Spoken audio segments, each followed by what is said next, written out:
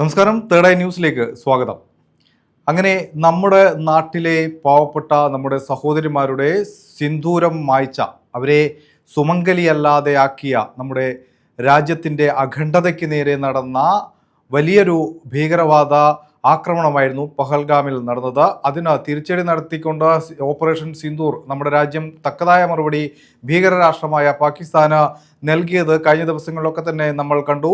ഇപ്പോൾ അതിൻ്റെ ഒരു തുടർച്ചയെന്നോണം വളരെയേറെ സന്തോഷിക്കാനുള്ള ഒരു വാർത്തയാണ് പങ്കുവയ്ക്കാനുള്ളത്. ഈ ആക്രമണം നടത്തിയ, അതായത് മതം ചോദിച്ച് ഭീകരവാദികൾ നമ്മുടെ രാജ്യത്തെ പൗരന്മാരെ കൊലപ്പെടുത്തിയതിൽ 4 പേരിൽ ഒരാളെ ഇപ്പോൾ സുരക്ഷാ സേന കൊലപ്പെടുത്തിയിരിക്കുകയാണ്.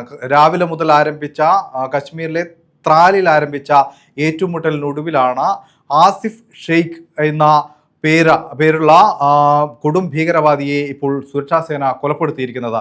ഇയാൾ പ്രാദേശികമായി ലഷ്കർ എ തൊയ്ബയുടെ ഒരംഗമായി പ്രവർത്തിക്കുകയായിരുന്നു. പ്രാദേശികമായി ഭീകരവാദികൾക്ക് വേണ്ട സഹായങ്ങൾ നൽകുകയായിരുന്നു.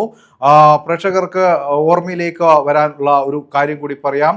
അതായത് ഈ ഒരു ആക്രമണം, അതായത് ഓപ്പറേഷൻ സിന്ദൂർ തുടങ്ങിയ ആ സമയത്ത് നമുക്കറിയാം ഇയാളുടെ വീട്, കശ്മീരിലുള്ള ഇയാളുടെ വീട് സുരക്ഷാ സേന ആക്രമിച്ച് തകർത്തിരുന്നു. അന്ന് ഇയാളുടെ മാതാവിൻ്റെ പ്രതികരണങ്ങളൊക്കെ തന്നെ നമ്മൾ ദൃശ്യമാധ്യമങ്ങളിൽ കണ്ടതാണ്. ഇയാൾ വർഷങ്ങൾക്ക് മുമ്പ് നാട് വിട്ടു പോയതാണ്. പിന്നീട് പാകിസ്ഥാനിലെത്തി ഭീകരവാദ കേന്ദ്രങ്ങളിലെത്തി പരിശീലനം നേടുകയും ലഷ്കർ എ തൊയ്ബയിൽ ചേരുകയും ചെയ്തു എന്നാണ് കുടുംബം അന്ന് പറഞ്ഞിരുന്നത്.